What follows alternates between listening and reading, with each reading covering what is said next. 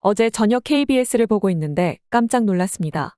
중앙선거관리위원회가 내년 총선에서 개표 사무원이 투표지를 일일이 확인하는 수개표를 도입하기로 했다는 소식을 전했기 때문입니다. 그동안 좌편향 일방통행의 KBS이기도 했고 유독 부정선거 의혹 제기에 대해서는 음모론으로 치부하며 무시하는 태도 일색이었던 방송이었기 때문입니다. 좌파가 장악한 중앙선관위가 수개표를 도입할 수밖에 없었던 이유는 아마도 최근 국정원과 민간의 합동조사로 선관위 선거 시스템이 외부로부터 해킹당할 수 있다는 사실이 밝혀졌기 때문일 것입니다. 아무튼 KBS가 독일과 프랑스 등 일찍이 전자개표를 도입했던 나라들이 몇 년 전부터 수개표를 함께 병행하는 방식으로 바꾸고 있다는 소식을 전해왔습니다. 이들 국가는 전자투표도 다시 예전처럼 기표 방식으로 돌아가고 있는데 해킹 가능성 때문이라는 단순한 팩트도 전달했습니다. 이 단순한 팩트는 지난 문재인 정권 5년간 주류 언론에서 거의 단 한 번도 다뤄진 적이 없는 팩트입니다. 왜일까요? 왜 문재인 정권에서는 자유민주주의의 오랜 전통의 선진국 독일과 프랑스가 수개표를 한다는 사실을 단 한 번도 주류 언론이 다룰 수 없도록 했던 것일까요? 프랑스 566개 선거구의 투표용지는 모두 그 자리에서 수개표로 집계됐다고 합니다. 4명이 한 조로 투표용지를 일일이 확인해 수기로 득표수를 적는 방식이라고 합니다. 2003년 일부 전자투표를 도입한 프랑스는 2017년부터 일부를 제외하곤 모든 기표소가 직접 투표와 수개표로 전환했습니다. 러시아 등 외부 세력의 해킹 우려가 정보기관에서 제기됐기 때문입니다. 독일도 전자투개표 도입 10년 만인 2009년부터 전면 수개표로 전환했다는 소식도 전했습니다. 2009년 독일 연방헌법재판소가 소프트웨어 하자와 결과 조작 여부를 유권자가 알기 어렵기 때문에 전자투개표 시스템 사용은 위헌이라고 판결했다는 팩트도 덧붙였습니다. 국민이 직관적으로 알 수 없는 투표 시스템은 국민 한 사람 한 사람이 선거를 감시할 권한을 갖는 자유민주주의 체제 가치에 부합하지 않다는 판단입니다.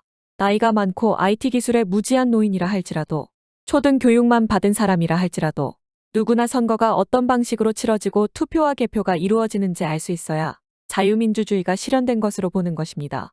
하지만 대한민국 선거 시스템은 어떻습니까?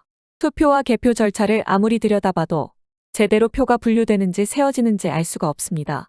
개표 기계에 투표용지가 들어가면 그냥 기계가 발표하는 숫자만 알 수 있을 뿐 그것이 제대로 집계된 것인지 직관적으로 알 수 없기 때문입니다.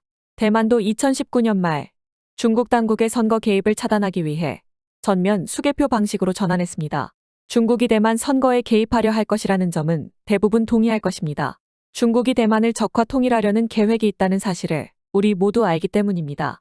하지만 왜 대한민국 진보 성향 사람들은 중국이 우리나라 선거에 자신들에게 유리한 정치인들을 세우기 위해 당연히 개입하려 할 것이라는 점은 외면하는 것일까요? 어떻게 소위 진보 성향의 시민들은 공산 전체주의 독재국가 중국이 바로 이웃에 있는 나라이자 자유민주주의 체제의 국가에 간섭하려 하지 않을 거라는 터무니없이 순진한 생각을 하고 있는지 도무지 이해할 수가 없습니다. 중국은 우리나라뿐만 아니라 일본, 대만, 미국, 유럽 등 거의 모든 나라의 선거에 직접 간접적으로 개입하려 하고 있습니다. 이것은 증거가 있든 없든 상관없이 중국이라는 독재 전체주의 국가 시스템과 국제관계가 어떻게 돌아간다는 기본 상식만 있다면 당연히 알 수 있어야 하는 사실입니다. 이 밖에 캐나다와 스위스, 스웨덴 등 선거 역사가 깊은 대부분의 선진국들도 전자투개표 시스템을 폐지하고 전면 수개표로 전환했습니다. 이들 선진국이 어리석어서 전자개표기를 사용하면 개표를 빨리 할 수 있다는 사실을 모르기 때문일까요? 불분명한 투개표 시스템으로 인해 발생하는 부정선거 의혹과 사회적 불신이 그것이 사실이든 아니든 간에 상관없이 국가에 얼마나 큰 사회적 비용을 초래하는지 알기 때문이고 선거 시스템에 대한 신뢰야말로 자유민주주의 질서의 근본이라는 점을 알기 때문입니다. 이 기사 기억나십니까? 다음 포털에서 대한민국과 중국의 축구 대표팀 경기에서 중국 응원이 56%로 더 많아 결국 다음이 서비스를 중단했던 사건입니다. 중국의 대한민국 여론조작은 이미 객관적 사실입니다. 이들은 청와대 청원 게시판에도 집단 몰표를 행사하고 각종 댓글로 민주당을 응원합니다. 당연히 중국 공산당의 국가적 차원의 개입입니다. 내가 선하니 그들도 착하고 선할 것이라고 믿는 것은 착각이자 너무나도 어리석고 멍청한 생각입니다. 지금 보시는 왼쪽의 화면은 중국 SNS에 올라온 한국 포털에서 행한 댓글 공작 한 건당 0.7위안을 정상금으로 받은 수익 정산표 캡처 화면입니다. 한국 사람들만 모르지 중국에서는 인터넷 좀 할 줄 알고 사상 교육 좀 받고 당에서 관리되고 있는 젊은 층들 사이에서는 쉬는 시간 할 수 있는 단기 아르바이트인 셈입니다. 이재명과 민주당은 당장 발등에 불이 떨어졌습니다. 부정선거가 아주 어려워졌기 때문입니다. 중국 댓글 조작단을 통해 여론 조작을 일삼던 언론사들도 발등에 불이 떨어진 것은 마찬가지입니다.